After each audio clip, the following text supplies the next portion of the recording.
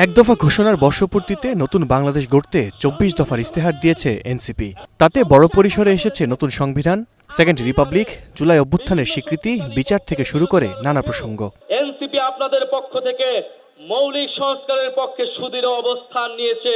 সাম্য, মানবিক মর্যাদা ও সুবিচার নিশ্চিত করতে চায় তারা। নতুন যাত্রায় গণপরিষদের মাধ্যমে চায় নতুন সংবিধান।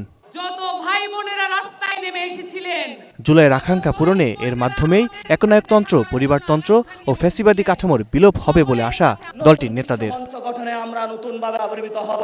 তবে এনসিপির এই ইশতেহার বাস্তবায়নের সম্ভাব্যতা নিয়ে সন্দিহান বিশ্লেষকেরা। কয়েকটি দফাকে স্ববিরোধী বলছেন ডক্টর সাব্বির আহমেদ। এতে দেশের রাজনীতিতে বিভাজন দেখা দিতে পারে বলেও শঙ্কা তার। আমি মনে করি যে তাদের যে মূল বক্তব্য রাজনৈতিক, যেখানে তারা বাংলাদেশকে একটা সেকেন্ড রিপাবলিক হিসেবে দেখতে চায় এবং কনস্টিটিউশনটাকে বাতিল করে দিতে চায়, এই দুটোই যথেষ্ট। এনসিপির এই ইশতেহার একটা কন্ট্রাডিক্টরি, স্ববিরোধী ইশতেহার। এনসিপির সেকেন্ড রিপাবলিক আর কোন দল মানে? তাদের অন্যান্য বক্তব্যগুলো খুব সাদামাটা বক্তব্য, ওই আগের মতোই। ওইখানে আমি এমন কোনো নতুন কিছু পাই না যেটা তাদের নতুন বাংলাদেশ গড়ার, মানে যে পরিবর্তনগুলো করা দরকার সেইগুলোর বিষয়ে তাদের বক্তব্য ক্লিয়ার না।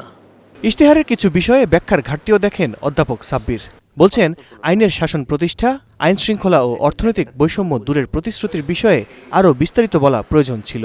অর্থনৈতিক, রাজনৈতিক, সামাজিক ইস্যু, স্থানীয় সরকার ইস্যু সব কিছুই তারা টাচ করেছে। কিভাবে বাংলাদেশে আইনের শাসনকে প্রতিষ্ঠিত করা সম্ভব, কিভাবে অর্থনৈতিক বৈষম্য দূর করা যায়, কিভাবে ল অ্যান্ড অর্ডারকে আরও শক্তিশালী করা যায়, তাদের বক্তব্য কই?